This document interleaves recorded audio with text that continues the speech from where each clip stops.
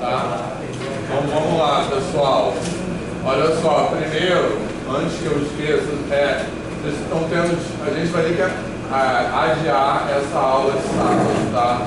Porque, em primeiro lugar, eu lembrei, eu tenho um aniversário de um amigo meu que até daria para encaixar, mas vai ficar meio corrido.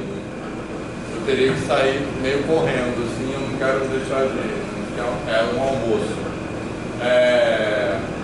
Mas além disso, o próprio amigo que falou que provavelmente vai adiar porque a previsão é de muita chuva. Sim. No sábado. Mas a previsão é para o final do dia. É isso que eu ia ter contado no grupo. A previsão é para o final do dia. Então, um amigo que me falou ontem, eu acho, que ele vai aguardar até sexta. Assim. Então, sei lá, de repente a gente pode aguardar até sexta também. Qualquer coisa eu vou também, mas eu vou ter que sair meio correndo. Assim. Se eu sair mais de 11, 13 horas. Agora, o que eu ia falar? Ah, sim, vocês não estão podendo responder o formulário? Não, eu também sou. Quem mais tentou e não conseguiu? Não conseguiu. Ah, vou ver logo quando ela vai. Mas quem iria, então, se for nesse sábado agora, quem iria? Levanta o prato. A casa 3. Eu, minha esposa e meu pai. Isso. Tá, mas se for outro sábado, vocês conseguem? Tá, beleza.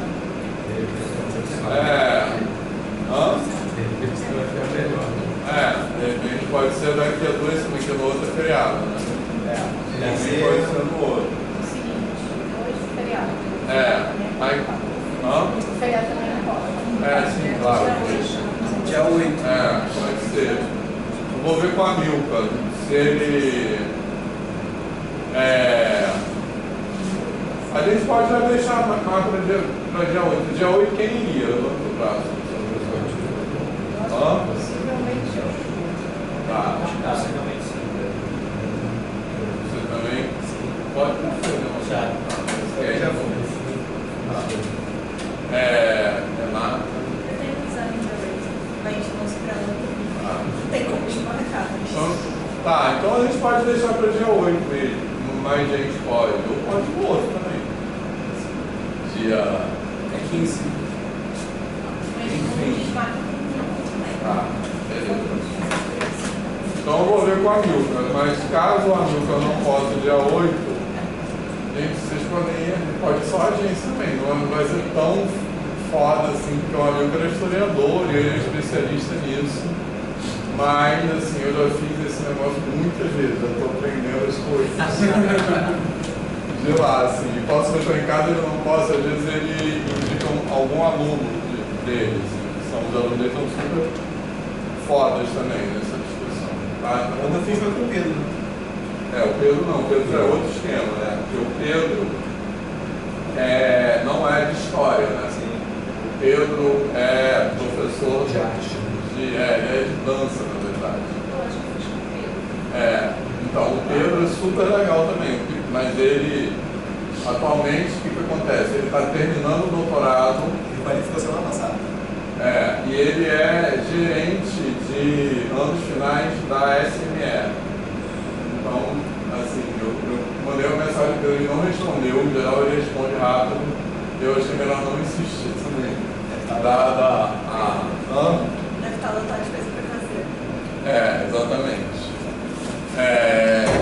Mas então vai ser Mas o Pedro é outro enfoque, né? Assim, o Pedro é bem legal também, só que é um enfoque mais artístico, né? Mas o Pedro faz oficina de jongo, que é incrível, uma mini oficina de jongo, né? Assim. Mas assim, não é um enfoque tanto de história. Mas é isso, a gente pode deixar ou para dia 8 para dia 15, a gente pode até fazer uma enquete. E aí eu tento arrumar alguém, se não arrumar alguém, a gente vai, a gente só. Tá. Isso é dia 8, dia 15. Vai fazer um vídeo. Eu estou precisando viabilizar um negócio desse que me deixou do EMAR. Negócio do quê? Uma visita lá, passei de esperar um pessoal do EMAR. É um grupo pequeno. A gente pode fazer eu posso isso. divulgar lá, se você não se incomodar. Claro, com certeza. Porque a falando de algum dia fazer aí, né? Todo mundo conhecer. Só que assim, uma viabilidade, né? Se vocês não se incomodarem. Não, sempre acho que é mais legal ainda, né? Ah, show de bola. Quando tem. Assim. Beleza, então vamos fazer essa enquete. Tá? Deixa eu só olhar aqui com calma se eu não tenho nada de 8 ou de 15 que eu estou esquecendo também, tá? Também pode ser. Beleza? E aí a gente decide. Vamos lá. Aqui a lista. Então, hoje eu botei esses textos, né, meio em cima da hora também. Eu acredito que provavelmente não deu tempo de ler tudo, né, mas assim, acho que não tem muito problema. Ficou faltando um pedaço, vamos questionamento. Eu acho que a leitura do Krenak mais fluida, né? Assim, eu li esse livro em uma tarde. Eu queria até ter relido, mas não consegui. Mas eu achei que era o momento da gente ler isso agora, assim, sem nem explicar direito. Na vibe que a gente estava vindo, porque agora a gente vai voltar a falar de coisas de currículo, coisas de formação, e é legal a gente falar dessa perspectiva, né? Assim, beleza? Eu quero. Esse é o outro livro. Esse daí eu não li, esse da Dona. Esse aí eu não li. Esse aqui, mas a gente discutiu, eu comprei por causa do. É verdade. A gente leu, você leu assim. Do Lotami. No ano passado. Mas eu não li tudo. Eu acho que era para ler só um caminho, mas eu não peguei essa parte, então eu quase todo. Mas assim, olha, posso falar um negócio sobre eu até coloquei hoje lá. Esse é o livro mais recente do Nemo Bispo, tá? Esse aqui, ó. O Então, último, assim, infelizmente, que ele faleceu prematuramente, né? Foi agora, né? Ano passado. Ano passado. Ano passado? No final do ano passado. Foi no finalzinho. Então, mas eu botei lá, no grupo, respondendo aquilo, sobre um vídeo que eu encontrei, que na verdade tem um canal do UFMG, que é como é que chama, gente? Eu botei lá, Sabedorias Ancestrais. Isso, tem um vídeo dele super legal. Não, ali é um curso de saberes tradicionais, com ele e outros mestres. A primeira aula toda é com ele, eu assisti inteiro. Ele tem muita palestra gravada, assim. Tem 8 aulas ali, então. As outras eu não vi, eu só vi a primeira. Eu acho que vale a pena. Eu queria dizer, lembra que a gente estava falando da Leda Maria Martins, da questão da oralitura? Da oralitura, né? O Boaventura até fala da oratura, de valorizar os saberes orais também. A oralitura é mais que isso, porque tem a questão da performance. E eu acho que para esses autores, a gente supervaloriza a escrita. Acho que a gente tem que ler, tem que valorizar também. Mas a gente tem que também, para mim, a questão oral. Eu aprendi mais assistindo essa aula que ele dá do que lendo o livro. E nessa aula ele fala muito de educação. Essa aula da UFMG. Eu assisti a primeira aula, tem várias. Nessa primeira um pouquinho, mas não foca tanto, mas foca na questão da sociedade. Porque assim, né? Se você tira de contexto alguma coisa daqui, é até perigosa. Porque tem um caráter muito, como é que eu vou dizer, como é que a gente pode dizer, né? Aquele caráter por exemplo, a gente não pode defender o Estado democrático de direito, não faz sentido defender o Estado democrático de direito, porque não é um Estado democrático de direito, de fato, construído por nós, que nos represente. Mas se você tira isso de contexto, é complicado, é problemático, entende? E eu acho que na fala da pessoa a coisa fica ganha muito mais sentido. Porque transmite melhor o que ele quer dizer do que na escrita. Então, eu vi no YouTube, mas eu acho importante também ler e conhecer os textos. Eu botei lá o livro. Esse texto que disponibilizou não é um livro que tenha físico, né, Vitor? Qual? O quê? É um livro. Tem um livro físico desse que você colocou lá? Eu acho que tem sim. Tem. Mas eu não Eu procurei, mas não achei assim pra vender. Não, eu acho que. Eu já vi ele falando também que foi esgotado. Esse livro, esse outro. Pode ser. Esse que tá aqui, mas o original. Nessa aula da UFMG tem eu acho que posso estar confundindo, mas eu acho que ele fala. Muitas vezes o aluno erra, não é porque ele não sabe, é porque ele não precisa daquele conhecimento. Tem uma discussão que ele faz assim, lá nessa aula. Nessa aula, a única coisa que ele fala agora, você está falando, eu estou lembrando, da escola, é que ele fala assim, do neto dele, acho que era o neto, que ele só tira 10 em matemática. Mas, tipo, aí ele vai mal numa outra matéria, e aí ele é reprovado em tudo. Que sentido faz ele ter que ficar repetindo uma coisa? Então, que a pessoa devia ir seguindo os seus ritmos e na escola, nos diversos conhecimentos de acordo. Né? Então, ele faz uma crítica nesse sentido. Eu acho que é a única coisa que eu vi ali mais da questão da escola. Ele critica muito a questão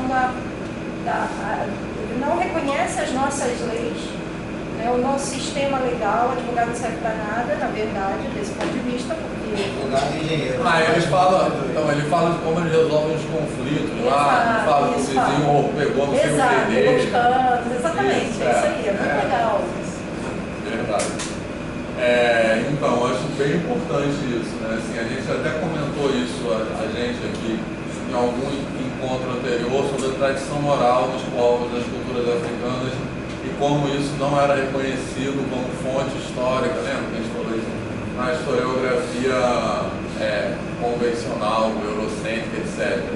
E eu acho que isso que a Michelle está trazendo é bem importante, assim, porque, de fato, vamos dizer assim, é outra forma de comunicação, né? Assim, o que pode ser comunicado, né? O que pode ser provocado na oralidade é diferente daquilo que pode ser comunicado na escrita, assim como outras formas de arte, aquilo que uma pintura, uma escultura, um teatro, um cinema comunica, cada uma tem coisas diferentes, né? Tem as suas próprias linguagens. Então, quando a gente privilegia a escrita, a gente privilegia uma única forma de produzir sentido, né? De compartilhar, saber.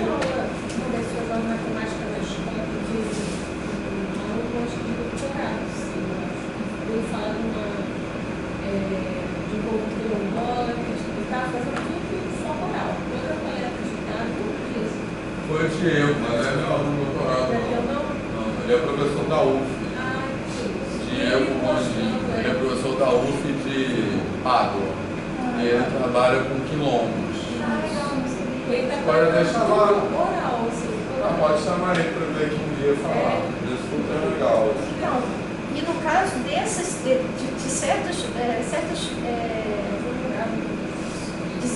certas pessoas, né, é como se aquela, assim, a gente tem aquela história, não, se eu sou capaz de entender bem espanhol, então quando o autor é espanhol, eu prefiro ler em espanhol do que em português. Essas pessoas a gente tem que escutar, porque o Krenak, os livros dele, na verdade, são escritas sobre palestras e atividades que ele faz oralmente. Né? É a linguagem natural da pessoa, do autor, entendeu? Então acho que a gente tem que também valorizar e reconhecer isso. E o que ele falou agora, eu lembrei também, é sobre a questão dos mestres. O que faz um sujeito ser mestre? Isso, nessa aula. O que faz ser mestre? O que faz um cara do guardião de um certo saber? Sabe? Como é que essas coisas se instituem? Que é diferente, não tem que fazer um substantivo, outro caminho. Exatamente. Outra coisa também que eu lembrei, que eu acho que eu já comentei aqui, dos TCCs, dos cursos de educação indígena da UFMG. Falei isso aqui já. E na UFMG tem um curso de licenciatura indígena bem consolidado, assim.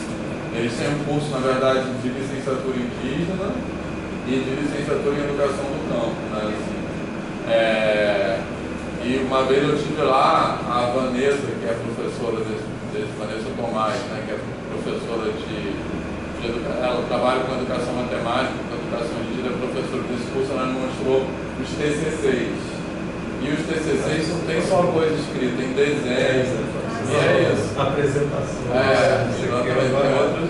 E essas outras formas, elas não são assim uma alegoria, elas são parte do conteúdo, são sabedoria. Né? Oi? Mais atraente. Sim. É licenciatura em quê? Eu não sei, licenciatura, não sei o nome exato, mas já é educação indígena. E a outra do campo? A outra do campo, acho que é Lecamp, que é licenciatura em educação do campo, e a outra, eu não sei o nome oficial. Parece francês, né? Enfim, mas eu queria hoje também não falar tanto e ouvir mais vocês, assim. É só alguns, porque acho que na semana passada eu falei muito. Assim, semana que vem não tem aula, né? Semana que vem é o feriado, tá? A semana passada eu falei direto, assim, que era sobre problematização. Mas eu queria. Todo mundo fala, né? Não, porque era um texto meu, né? Assim, agora esse vocês estão no mesmo lugar que eu acho. Assim, quem está aprendendo com o Renato no Refubismo. Só queria começar destacando algumas coisas, né? Assim, primeiro que eu acho que é muito importante a gente, eu acho que o grande exercício a partir dessas leituras é a gente fazer um movimento de decolonização nossa mesmo, né? Assim, exatamente. E a gente está muito acostumado a pensar nessa forma de referência eurocêntrica, ocidental, da modernidade, né? Essa forma da modernidade moderna de estar no mundo como a única ou a melhor forma, né? Assim, que é o que esse movimento da colonialidade faz, tenta naturalizar o progresso, né? Cria a ideia de progresso universal, como se a humanidade toda unicamente caminhasse em direção a uma única forma, que é a melhor, etc. Né? E esse melhor, obviamente, é referenciado na Europa. Então a gente está muito acostumado com naturalizar a nossa forma de ver o mundo como a melhor forma, né? Assim, fala. Assim, uma única ou a melhor. Isso tem mexido tanto comigo que eu tenho mexido com pessoas que estão ao meu redor, né? Com gerações diferentes também. O meu irmão, que é muito próximo de mim, é um cara que ele é administrador de empresa, economista do científico, e ele, assim, chegou num ponto que ele começou a questionar uma série de coisas. Ele está amando os textos para ele, está consumindo. Ele chegou a voltar a estudar, fazer psicologia na PUC por causa dessas coisas. E ele fica me sugando, fazendo li texto essa semana, li texto essa semana. Então, assim, já o meu outro irmão, que é uma pessoa show de bola, não sei o que, Paraná, é muito difícil. Ele é da Petrobras. É bolsonarista? Não. Aí eu sigo, pelo amor de Deus. Mas ele é assim. Não, ele era da Petrobras, pode ser bolsonarista também, né?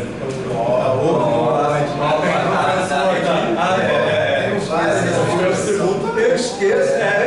Tá, foi lá. Mas é assim. Não deveria. Não deveria. Mas eu tenho, aos poucos também, conversado muito com ele, ele se interessado, porque ele está aposentado, inclusive, né? E aí, assim, tem mexido com muito. E, assim, a minha esposa é muito mais nova do que eu, meu segundo casamento. E eu estou mexendo também muito com essa mulher. Ela quer ir lá, ela é oriunda do Pedro II. Eu estou espalhando, cara, porque eu acho que, assim, está dentro de mim, está desconstruindo uma montanha de coisas. E assim, tem muitas coisas que você nem pensa que aquilo está construído, que aquilo faz parte do seu DNA, entendeu? Porque você não discute, você não lê, você aceita, você está lá, ainda mais que é branco, né? De família de classe média. Então, para que você vai discutir isso se você está aí, né? Tá ali, né? E eu acho que essas coisas são muito internalizadas na gente, muito naturalizadas. A gente tem, realmente, eu acho que alguns autores também falam de colonialidade, falam um termo que eu acho que é bacana, que é desaprender. Porque a gente nunca, porque desaprender assim, a gente nunca consegue desaprender totalmente, né? Assim, a gente nunca sai de dentro dessas referências nas quais nós fomos criados.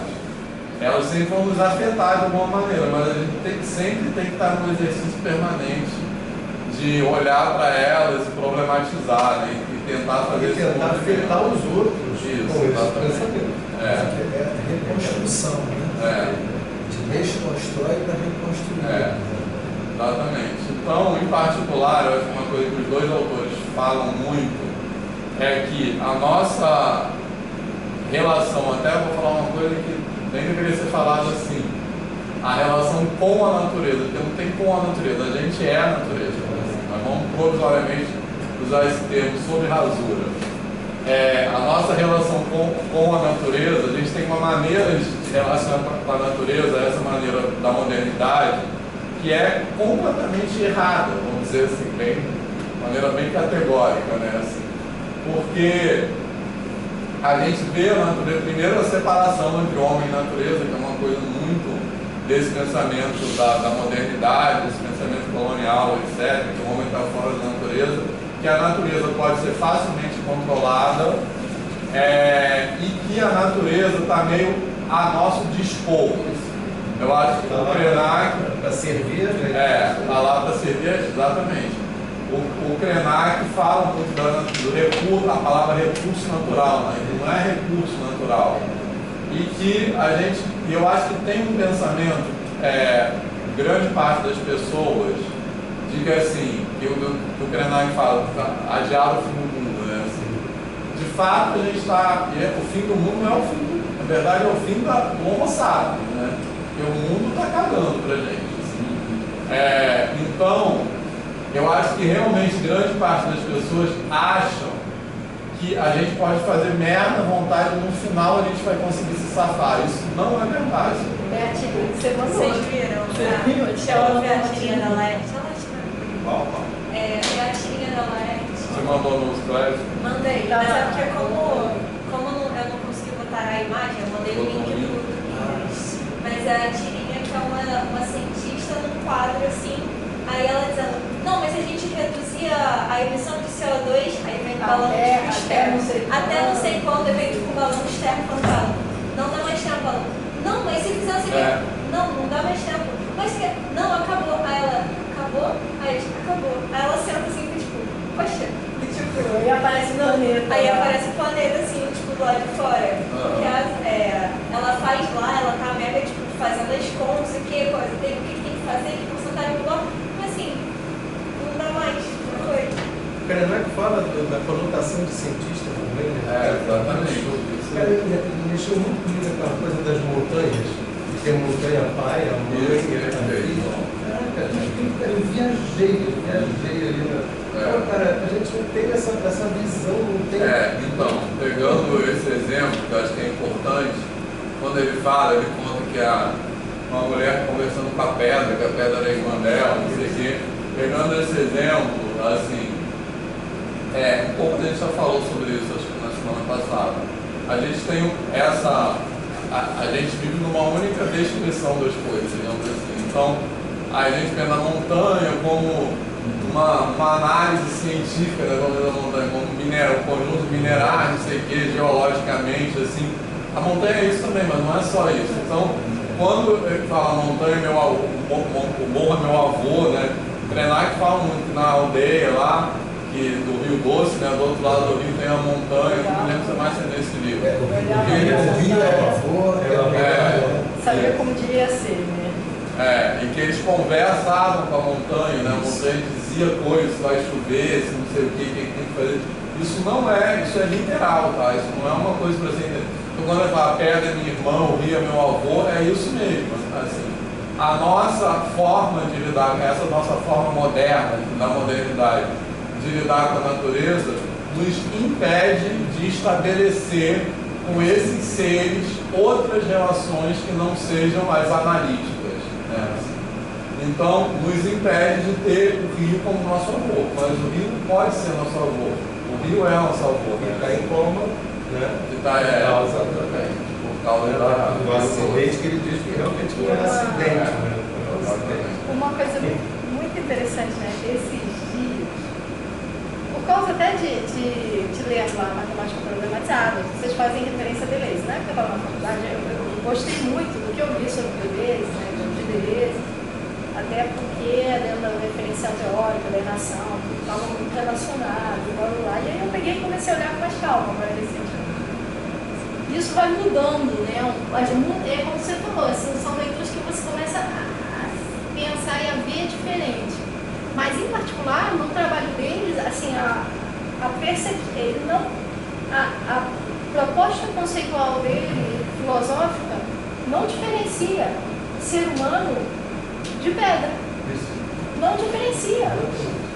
Né? A ideia dos rizomas, tudo está tudo ali no mesmo. Está tudo ali, não tem essa diferença, né? Assim, eu também estava refletindo sobre isso, e falei assim, por que ele chama de um parente, né? Um avô, uma irmã, né? Assim, a minha percepção foi a questão do respeito. Né? Então, assim, respeitar esses seres, né? E não como recurso, né? Na hora que ele afirma, né? Não é um recurso, é meu avô. Aí eu fui lendo, depois tem a questão da pedra, uma sábia conversava com uma pedra, e o cara falou, não, mas ela está fazendo uma pedra assim. Qual o problema? Quer dizer, a pessoa estava achando estranho. Para ele, Mas a pedra do faro faz sentido, era a questão, né, do contato com as montanhas. Eles estavam falando muitas coisas. E eu lembro que o avô da minha esposa, né, já faleceu há alguns anos, e ele gostava muito de mexer com terra, e plantado, e tudo mais, então ele tinha essa relação. Né? Então, para mim, isso fez assim, um certo sentido, né? Porque muita gente fala assim, ele sabe lidar com a terra.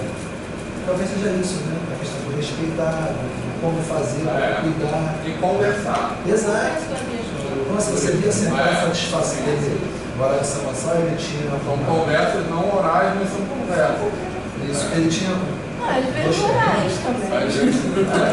Porque Sempre orais.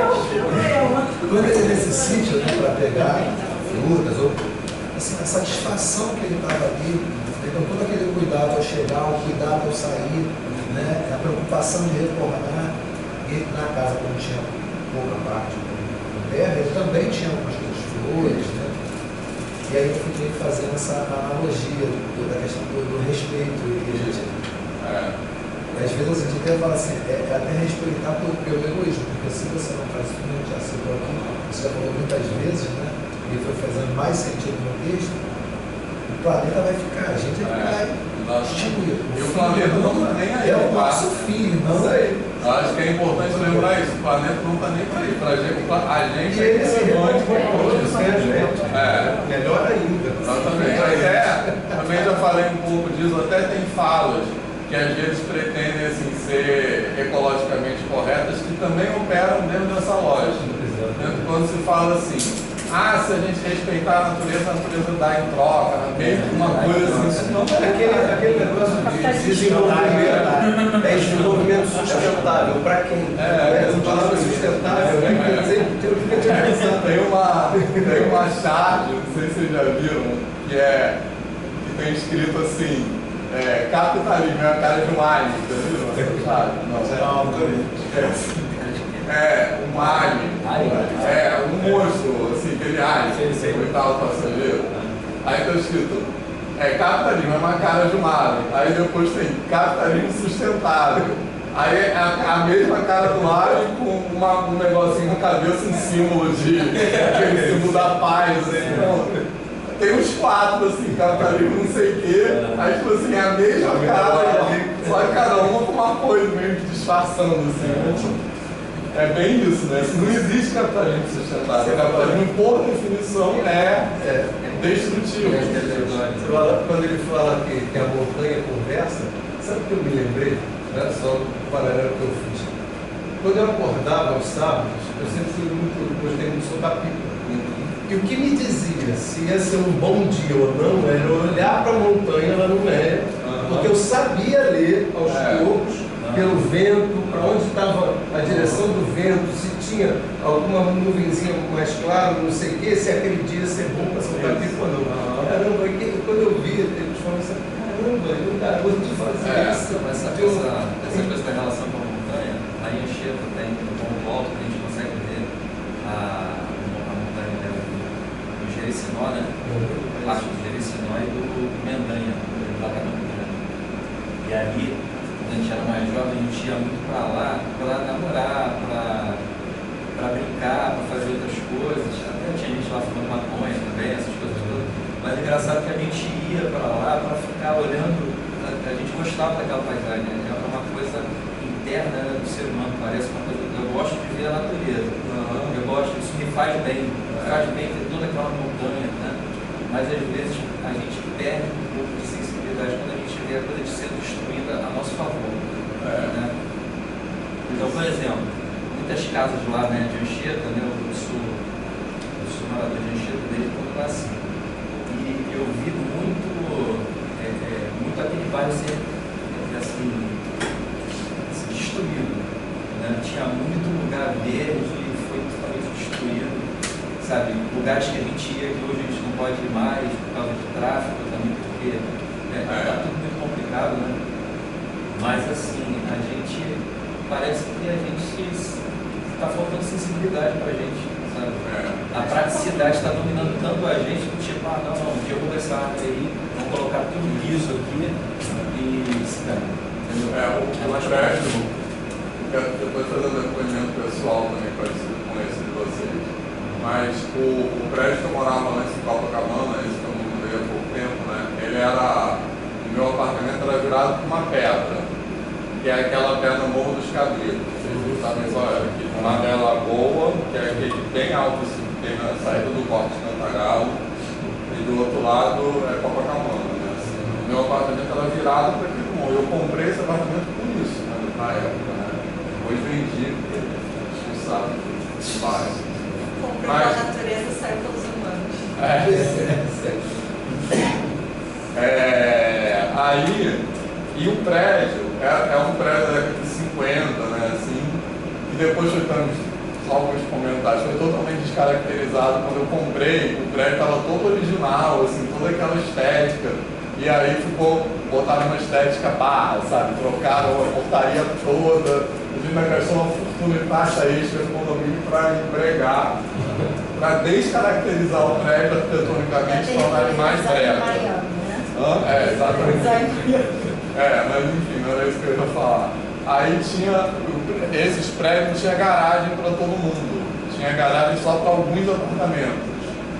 E aí as pessoas que não tinham garagem, elas tinham lá, levaram para elas queriam desmalitar aquela pedra para fazer garagem. É óbvio que não pode, né?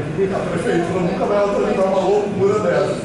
Mas assim, o impressionante é isso passar pela cabeça daquelas pessoas como algo razoável.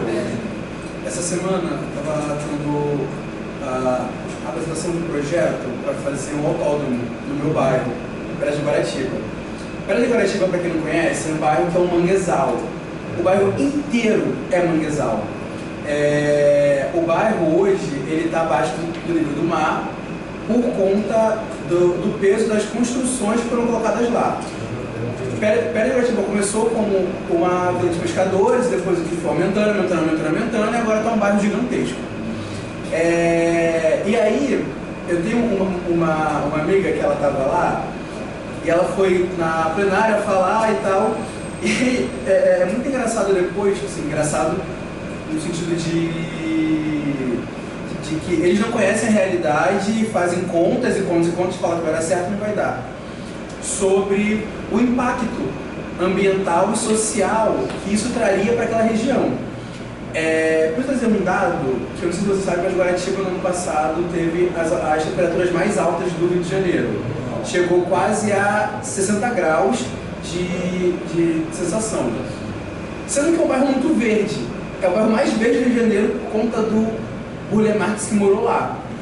Enfim, a questão é a seguinte: eles querem colocar isso lá, numa área que é totalmente de manguezal, com um estudo de impacto que não mostra nenhum dado concreto de impacto que aquilo vai gerar, só falando que isso vai trazer benefícios para a população, que vai aumentar a economia.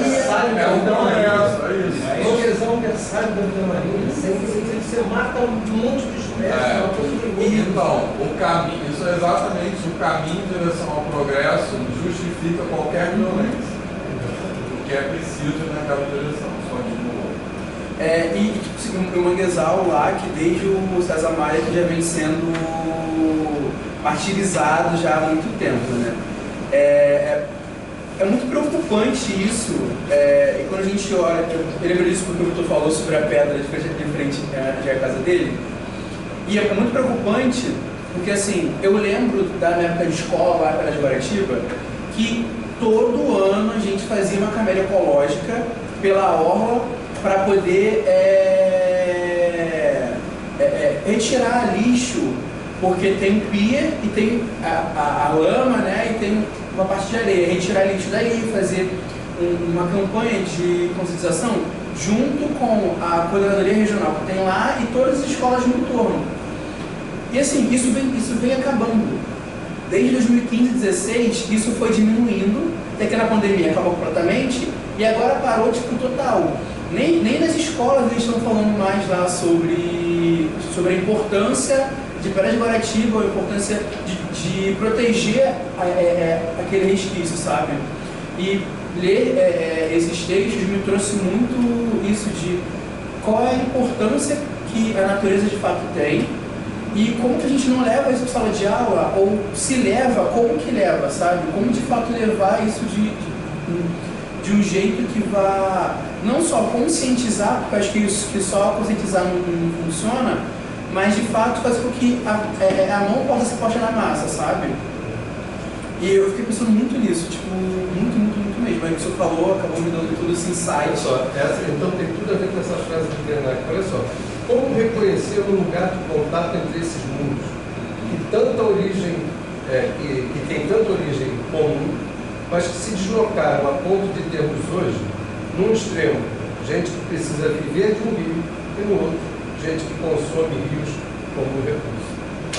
Isso aí, cara, é exatamente isso. Ficou assim, e quem vive do rio e não utiliza como recurso, cada vez está diminuindo. Parece que não tem interseção. Isso. São quase visões de interseção. Cada vez mais. Aquela música do Gilberto Gil da sereia, como é que é o nome? Da sereia. A novidade. Não, é do Gilberto Gil, não. A letra, eu falava, mas cantava, mas eu achava que a letra era do Gilberto Gil. Eu não sabia, não era do Gilberto Gil? Eu achava. Pode ser que seja. Não, pode ser. A novidade. Eu sempre assumi como sendo de Paralão, pode ser. Quem quer? Aí o Gilberto Gil.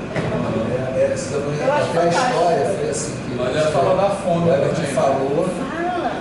Exato. Eu não sei se ele botou ele botou antes. Gilberto Gil.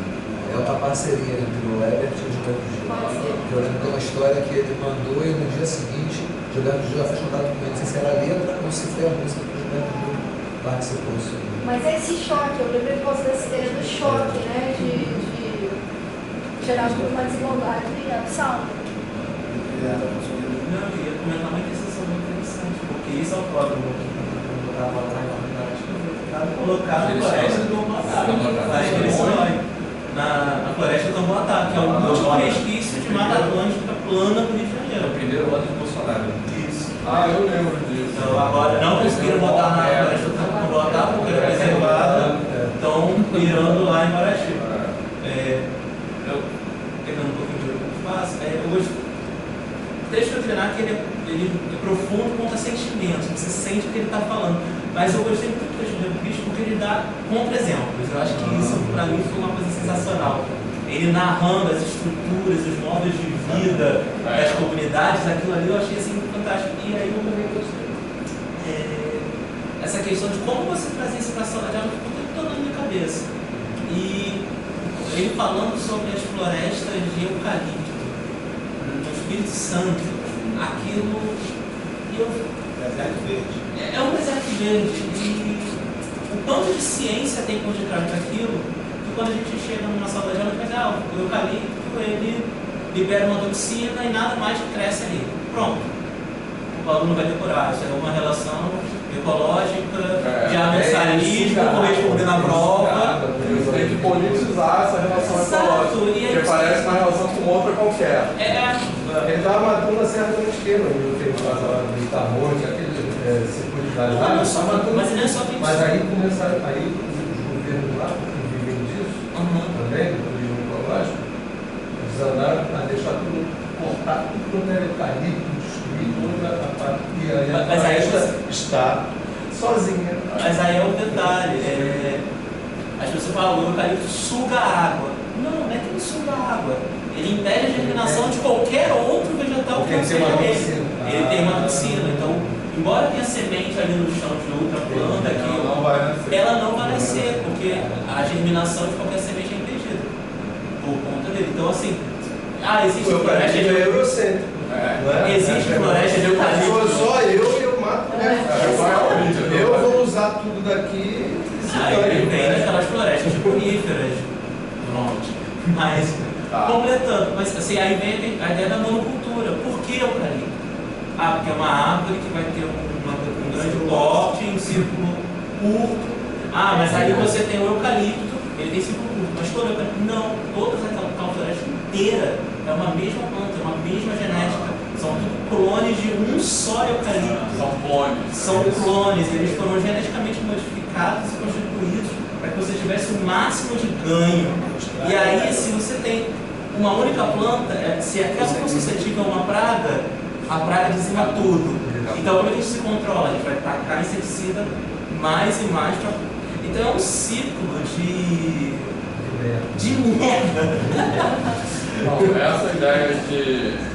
E aí, quando a gente chega em sala de aula, até os animais, né? Não tem alimento para os animais. Então, é vazio de outras plantas e assim, aonde fora. É muito longe, mas eu gostei do número que você não lembra agora, que tantos por cento do Espírito Santo era de mata de floresta nativa desde 1950 e agora chega a 5% baixo para baixo. Não passou um século que a gente fez essa destruição total no estado. Isso não está tão longe. O Espírito Santo, longe do Rio de Janeiro, tem uma vegetação tão parecida com a nossa. Eu fico pensando hoje, assim, as plantas se sente longe disso. Ele não está, mas ele... Mas e acho que é só para decorar. Mas ele usa folha. É isso que tem que falar. A folha que você usa. A celulose está aí. Ou então aquele aluno que usa a folha, que está numa periferia, a família dele é de origem desse lugar e aquela família foi expulsa de lá quando a exploração de monocultura chegou naquele local. Então, eu acho que isso tudo tem que... A questão é tirar as disciplinas ditas duras no lugar de neutralidade política. É isso que a gente precisa. Trazer isso para a escola, a primeira coisa é isso. Não só elas. Tudo. Eu me peguei pensando nisso umas semanas atrás. Os meus alunos, não são meus alunos, mas o oitavo ano de um colégio que eu trabalho, está dentro desse livro do Krenak. Dentro do país, eu fiquei bastante surpresa com isso. O negócio aqui é exatamente o que ele estava falando, eles estão lendo. Mas com que mensagem? É uma mensagem de decorar para eles fazerem. Não, exatamente. Você pegar o livro do Krenak, só até que eu falei lá naquele negócio, você pegar o livro do Krenak. Aí tá, lê. Aí tem a prova amanhã, tá? Vamos responder. Gente. O que o Ayrton Krenak fala da É uma violência. A pergunta da prova vai ser: o que a Ayrton Krenak fala das montanhas? Ayrton Krenak fala.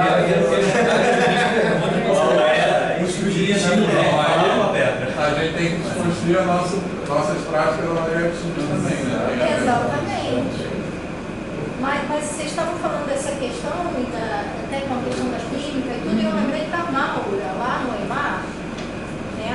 A Maura, que ela é da educação, aí ela é da educação em ciências, em química, e trabalha também com a questão dos direitos humanos, e ela estava contando de um trabalho de uma aluna que envolvia química com racismo. E ela fala, o problema é que você está falando em química com racismo, você chega na turma, o que pode fazer? Todo mundo fala, porque a melanina, e vai para questões que são, que fogem da questão política, justamente, né? E o trabalho desse rapaz, desse aluno, não. Ela falou do TCC e depois comentou até sobre o do mestrado. No TCC, ele pegou de um país da África, agora eu não vou lembrar qual, em que se produz um minério que eu acho que é a platina e que é usado no negócio dos carros lá para não, como é que chama? Para não ficar tão poluente lá. Tá? E na Europa, por exemplo, mas você catalisadores. Isso aí, exatamente. Sabia que eu acho que ia falar o que era. E aí na Europa você não vende carro se não tiver esse negócio catalisador, blá blá blá. Só que os carros que são vendidos lá na África, nesse país, Nenhum deles, né? Não tem isso, ou seja, lá as pessoas,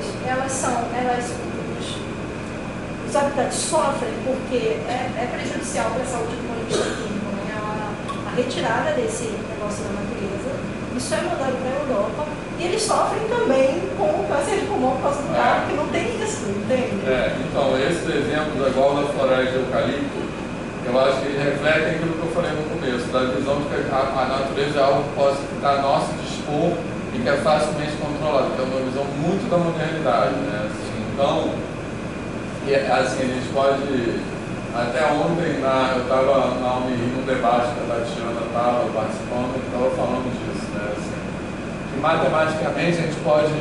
Maneiras que ajudam a pensar sobre isso matematicamente é que a Terra, né, é um grande sistema que é sensível às condições iniciais, né? Que sistema dinâmico, ou seja, ele é caótico. E você pode ter uma pequena mudança que vai provocar mudança que a gente nem tinha ideia, né? Então é isso, que a gente acha que vai resolver, tipo assim, planta eucalipto, aí vai dar uma praga, aí para evitar a praga põe inseticida. O inseticida mata não sei o que, aí você vai fazer não sei o que. É meio parecido com o que a Michelle estava falando, né? Então, e as coisas têm consequências que a gente vai, aí tipo assim, devasta tudo, tem que ligar o ar-condicionado. O ar-condicionado, assim, em vez de botar árvore, até essas fontes de energia supostamente limpas, elas têm consequências que a gente não sabia, tipo os moinhos de vento, né, de captar energia eólica, eles causam um ruído que afeta a reprodução de peixes, não sei o que lá, né, que eles ficam no mar. E a vida das pessoas fica, parece que é impossível, né? Exato. Por causa do barulho, né, assim. Tem um documentário sobre isso na Globo, eu acho. Eu já vi alguma coisa.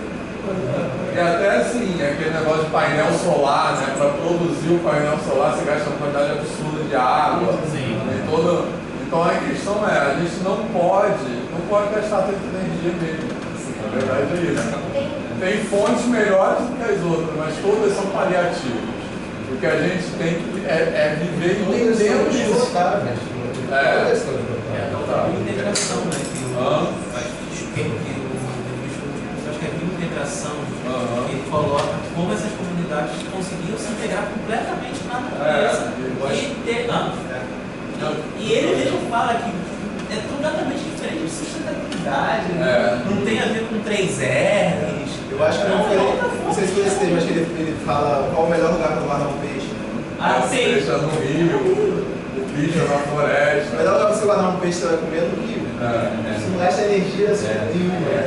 O mais legal que ele fala, o melhor lugar para você guardar farinha, talvez você possa até guardar, mas se você der para o seu vizinho, você vai ter mais depois. Mais interessante que eu acho que a gente quer ser politicamente correto, ter aquela consciência que no Museu do Amanhã a gente tinha uma enquete, né? Se a população tivesse nosso estilo de vida, quantos anos mais o mundo sustentaria? Aí eu fui lá, né? Sou politicamente 52 anos, se todo mundo vivesse igual, o planeta estaria acabado. E aí eu falo assim, caramba, onde está errando? Tinha até a pergunta, você come carne todos os dias? Como isso vai afetar? E você pensa se você tem consciência. Você fez essa enquete também, você come carne todo dia. Você come carne. Então isso não é sustentável. A maneira como a gente consome pecuária das coisas que mais destrói. Mais usa água para. A gente Então, não tem ideia, né? A gente acha que é plantação que gasta água, mas Esse projeto da direita gasta 10 vezes mais do que mais. Esse projeto da direita de disseminação de fake news, né? E não tem nada a ver com aquecimento global. Cara, cada vez que eu leio essas coisas, eu fico pensando como é que é um projeto maquiavélico e que utiliza religião também. Cara, no Rio Grande do Sul aparecem esses canaizinhos aí de direita, a mulher dizendo que foi Deus, tá vendo? Vocês, sabe? O cara é casado, a primeira dama é um homem. Então, o cara é casado com um homem, então isso aí é a ira de Deus. Eu fiquei pensando que tem nada a ver com a Mas eu escuto isso do Rio Grande do Sul. Eu escuto esse expulsos do Rio Grande do Sul e Santa Catarina como sendo amaldiçoados há mais de 15 anos na igreja. Há mais de 15 anos já escutavam isso. Porque as comunidades, principalmente ligado a outras religiões espíritas, têm dominado grande parte dos cristãos do Rio Grande do Sul. E por algumas igrejas que eu já. Então, mas isso aí não é uma pessoa louca, não. Isso é um discurso, pelo menos em igrejas onde eu já passei, isso é um discurso bem consolidado. É maquiavélico, é uma coisa que é botar na cabeça mesmo, de propósito. Como se fosse uma relação de causa e efeito. Não, gente, o bolsonarismo ele não criou, ele se aceita. Isso é muito legal do meu bispo também. Ele se aproveitou de uma série de Isso já existiu. Eu vou da igreja Só para argumentar. um comentário, que eu acho que esse é um projeto maquiavélico e tudo, e eu acho que no fundo essas pessoas, que tem pessoas que planejam mesmo isso. Tem um filme que fala sobre, antes da gente falar tanto sobre negacionismo, mas chama Thank You for Smoking, obrigado por fumar. Esse filme é maravilhoso. É o lobista, né? Então, fala de como esses lobistas são formados para negar a fala. No caso, é um cara contratado pelas empresas de cigarro, mas a mesma coisa acontece com as empresas de petróleo, com tudo isso. E usam a ciência. E usam a ciência. Na verdade, a estratégia é que eles criam polêmica sobre uma coisa, eles não assim, negam diretamente, mas eles problematizam uma coisa que já é unânime na comunidade. Por exemplo, as mudanças climáticas antropogênicas, né, isso não está em discussão. Isso já é completamente consensual na comunidade científica. Aí eles inventam que tem uma corrente que defende, outra que não, para ir criando. O Brasil Paralelo faz isso. Sim. Tem os vídeos do Foto dos Fundos que são muito legais, porque tem a coisa de ouvir os dois lados. E aí parece que aí eu falo, cientista. Aí fala uma coisa lá que parece que a pessoa é super vigilante, conhecedora, e é nada, não são duas. Exatamente, mas na verdade eu acho o seguinte, que essas pessoas elas fazem isso porque no fundo elas acham que vão se safar e não vão. E aí tem só uma frase que eu acho que tem naquele filme Não Olhe Pra Cima, não sei se não viu, e tem uma frase que no final ele fala assim, é porque dá merda geral, todo mundo morre, e aí no final ele fala assim, pois é, eles não são tão inteligentes assim. Então essa galera que é maquiavélica, no fundo, não são tão inteligentes assim. Mas, João... Eu falo do filme mesmo.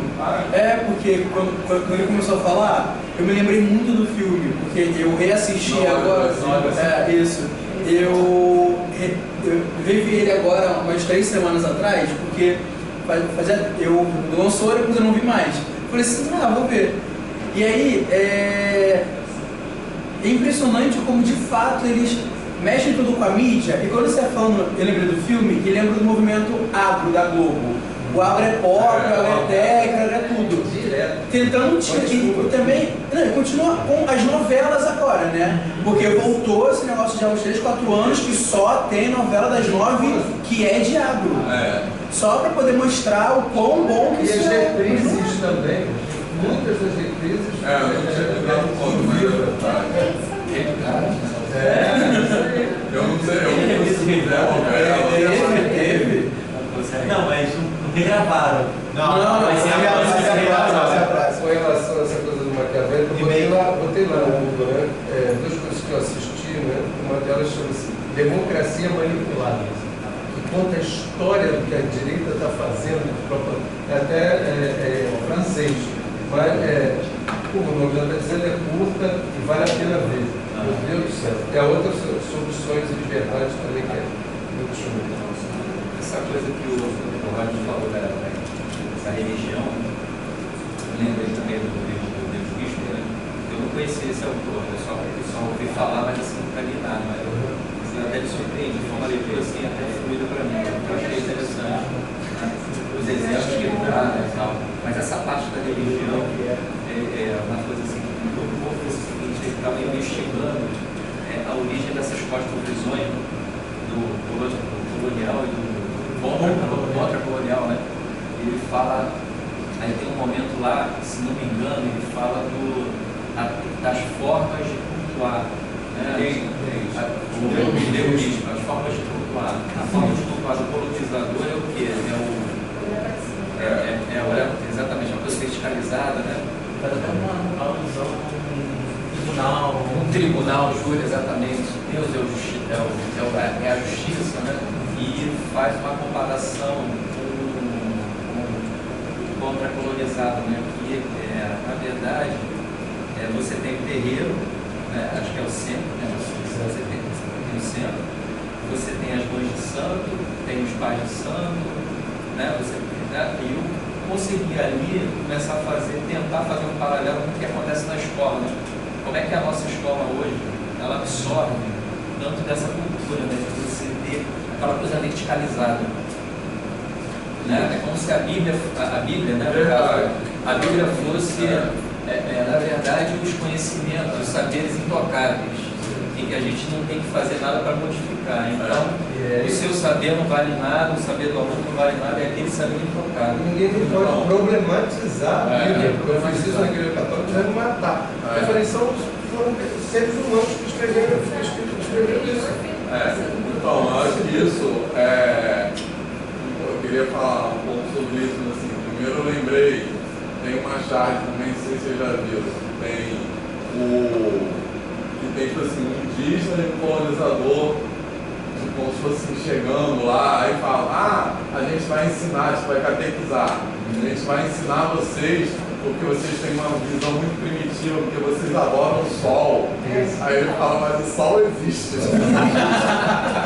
Qual é adorar o sol, adorar o sol tá aqui, porque mas enfim, eu acho que tem uma fala também que eu acho que é bacana sobre isso, que é do Mateus Aleluia. Não sei quem conhece o Mateus Aleluia, que também é um exemplo do que a Michelle falou, que ele não tem muita coisa escrita, ele é um músico, na verdade, que ele era ali do recôncavo baiano, né, que tem toda aquela tradição de matriz africana, e ele tinha um grupo chamado Os Tincoanes. Depois eu posso botar lá também.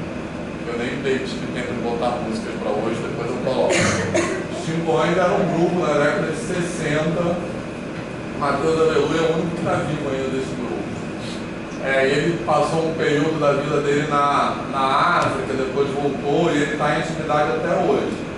E ele assim, além de músico, ele é muito assim, estudioso da cultura afrodiaspórica, né? E uma coisa que ele fala é que a maneira exatamente como o Marcelo falou, a maneira nessas sabedorias de matriz africana de se relacionar com o espiritual, digamos assim, com os orixás, eu não vou saber falar da mesma maneira que ele fala, mas eu vou procurar esse vídeo para botar lá. Mas basicamente ele fala assim, que você não adora os orixás no sentido que nas religiões cristãs se adora os Deus santos, sei lá, que é meio que uma adoração que você não questiona. E na verdade os orixás, ele fala, você meio que dialoga com os orixás. E bebe com eles também, né? E tem que beber com eles, não é só falar. Porque eles são bons e maus, não existe o bem e o mal, né? Tem o mito da terceira cabaça de Exu, não sei se vocês conhecem, que ele fala que é isso, que Exu, que tinha o bem e o mal, deram para Exu, resumidamente, tá? Deram para Exu uma cabaça tinha uma areia lá, que era o bem e uma que era o mal, que ele quebrou e misturou duas areias, aí formou a terceira cabaça, né? Então, não tem bem e mal, né? Tudo. Então você não aceita, assim, quando você fazer a cabeça para um orixá, é sempre meio que um diálogo com aquele orixá, assim, enfim. Então, que é uma maneira diferente de se relacionar com a espiritualidade que também não está separada que é material, né? Material. Então, ele fala do Deus abstrato, né? O Deus do humano, entre aspas, abstrato, né? E não enquanto a matriz africana, que precisa da materialidade, Então, só para terminar, acho que isso é um exemplo importante de uma coisa que o Roger tinha falado, como trazer isso para a sala de aula. Porque eu acho que essa visão hierarquizada, é isso que o Marcelo falou, ela entranha em tudo da nossa vida, né? Então, decolonizar a sala de aula, muitas vezes a gente pensa que é tipo assim, vamos falar de Mancala, mas continuam com a mesma estrutura, assim, entendeu? Então, é decolonizar as relações, assim. E esse ponto que você está trazendo agora, que para mim fez muito sentido. Assim, as primeiras páginas do livro, para mim, assim, porrada. Por quê? Eu tenho uma percepção, como eu já deixo um pouco claro aqui, eu sou muito crítico à religião cristã, judaica, no Velho Testamento. Eu tenho uma leitura completamente radical, mas eu tenho uma leitura diferente do Novo Testamento. Então toda aquela interação, essa relação social que ele coloca ali, como a comunidade, a convivência, a troca de saberes, isso também é trazido no Novo Testamento. Então, se você pegar, e aí, mas eu entendo a colocação dele, eu enxergo até o porquê da escolha dele de ser radical na análise do texto, tanto do texto bíblico que ele faz, quanto dos pronunciamentos papais. Dou 99% de razão a ele, mas eu acho que ele deixou de fazer umas análises ali de alguns pedaços da Bíblia, aonde essa vivência comunitária também é evidenciada. Mas ele até cita, ele até cita, sai umas citações retiradas aonde a servidão é o tema principal. Tem até uma coisa que eu já ouvi assim, que é Jesus é gente boa, o problema é o fã-clube. Não, Jesus é sempre Tem nada contra Jesus, não. O fã-clube dele continua. Não, mas assim, Jesus é aliviando a onda para o Novo Testamento ou não, o ponto central é esse, é essa desverticalização das relações sociais. O que há de mais interessante na convivência da igreja no Novo Testamento, que não é citado ali, é essa relação circular. E ele deixa bem claro que talvez seja um dos grandes ensinamentos que as comunidades originárias têm a dar para esse novo mundo que busca uma forma de sobreviver nesse caos. Essa sociedade circular, onde você consegue integrar tanto o homem como o homem com a natureza. E eu acho que esse é o ponto central que a gente tem que pensar como incorporá-lo em sala de aula. Seja por matriz africana, seja pelo Jesus gente boa, seja por qualquer outra visão, outra cosmovisão. Mas ele usa uma palavra diferente que eu nunca tinha visto. Seja por qualquer cosmovisão, desde que essa cosmovisão privilegie essas relações de maneira mais horizontais entre seres humanos e natureza, não colocando hierarquias. Então, eu queria, aproveitando, destacar só duas ideias que são muito centrais no trabalho do neurologista. Uma de contra-colonialidade, que tem a ver como é que surge a contra-colonialidade. É um rompimento radical com a colonialidade, por isso que ele critica a própria decolonialidade. Então, a coisa do peixe estar no rio é um exemplo disso, mas a crítica que ele faz nesse livro e em outros, em falas também, é que no fundo a decolonialidade pode ajudar a maquiar as coisas, né? Tipo assim, pode produzir coisas de esse negócio do... a serem apropriadas. Isso. E aí coisas tipo assim, o capitalismo sustentável, coisas assim. Então, a contra-colonialidade é um rompimento radical com essas ideias. Não é a ideia daquela pós-colonialidade que você ainda aproveita algumas coisas. É uma ruptura completa. Por isso que eu aceito a ideia dele. Embora eu não concorde no aspecto de colocação 100% religiosa. Tenho minha discordância, mas eu entendo a escolha que ele faz. Mas a marcação que ele quer fazer, não adianta a gente vamos aproveitar isso aqui. Mas assim, eu acho importante, como você fala, né, a gente lê os autores todos e a gente construir. O objetivo não é eu vou seguir exatamente esse ou aquele ou esse aqui não vale nada. Não, é exatamente a gente vai compondo dentro daquela construção que a gente pode fazer. Mas nesse filme que eu coloquei lá, nesse vídeo, ele, por exemplo, nomeia o Boaventura. Nomeia o Boaventura. Criticando. Isso aí. Não é que ele, que é colonizador, que vai resolver o problema aqui, entende? Eu me lembro dele nomear o Boaventura, mas ele fala assim, o grande colonizador ele tem que parar de colonizar. Ele não tem que nos dizer como nós vamos demonizar. Exatamente, ele fala isso nesse vídeo também. Agora, só lembrando que é uma situação muito engraçada que eu tive com essa história da religiosidade, né? Quando a minha filha começou lá no Santa Teresa, tem Amigos de Jesus. Mas eles não são doutrinados, sempre tem, né? É a aula de religião. E aí tinha um trabalho que tinha que fazer, e tinha que fazer um marcador. E ela sempre detestava, né? A parte da aula de religião, aí tinha que fazer um marcador e podia escolher uma frase. Tinham várias frases, e várias eram só amiga de Jesus, não sei o que, e tinha uma que dizia, regue sempre seu jardim. É claro, eu gosto de flores, tudo, se ela vai escolher assim, beleza, eu deixei. Aí quando eu vou ver, estava lá um negócio, era uma frase mesmo, sou amiga de Jesus, um negócio assim. E me chocou aquilo. Eu falei, o que está acontecendo? Como que ela não tinha esse. Eu falei, claro, por que você escolheu essa frase? Como é que você composta de Eu era desse. Era a menor frase. Ia dar menos trabalho pra ela. Era grande demais, gente. Muito bom. Eu teria mais a mesma frase. Mas só uma observação, olha, eu acho que, bom, eu conheço zero de Bíblia, tá? Não tenho nenhuma informação. Mas assim, eu acho que você fala, o Jesus que você fala é um Jesus pré-moderno. Né? Eu acho que é uma coisa diferente. O que eu estou dizendo é as relações sociais daquilo que é dito no texto do Novo Testamento como igreja primitiva. Porque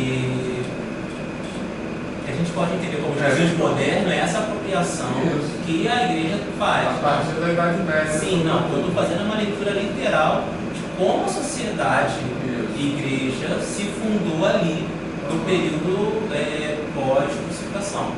Ali você tem 12 apóstolos, onde todos viviam em integração, e é esse ponto que eu estou trazendo. Não estou querendo fazer a apologia da Bíblia, não. Estou querendo dizer que existe um paralelo muito claro dentro do texto bíblico com essas comunidades que ele retrata lá. Comunidades onde existia integração, onde você tinha a figura, embora a figura do mestre, detentor do saber, pudesse estar ali presente, mas ele não tinha um poder vertical, ele apenas organizava as ações como um todo, e isso é muito interessante no contexto de sala de aula. Eu acho que essa é a principal reflexão que a gente tem que começar a trazer. É porque eu acho que ele faz essa leitura do que era interpretado desse texto. Não, eu entendo. Por isso que eu tô falando, eu concordo com a leitura dele. Ele começa pelo só é outro Jesus, eu acho. Não, eu concordo 100% com a leitura dele, só que eu quero fazer uma outra leitura. Não, sim. Ele tenta justificar Então, os mas eu atos acho. Ele poderia, inclusive, justificar. O que o Lloyd está falando é isso. Ele poderia justificar o que ele defende também com partes da Bíblia. Eu acho assim. Eu não estou querendo polemizar, não. Não, mas eu acho que eu continuo não sendo cristão. Eu acho assim, esse contexto social lá onde Jesus estava, era isso, que ele era um revolucionário, assim, ele era um povo e tinha também uma relação com as coisas que pode ser associada com isso e tal, mas eu acho que é isso. Eu acho que assim, depois da Idade Média, esse Jesus ele virou outra coisa. Eu acho que é dessa outra coisa que ele está falando. Sim, não, eu entendo o que ele está falando.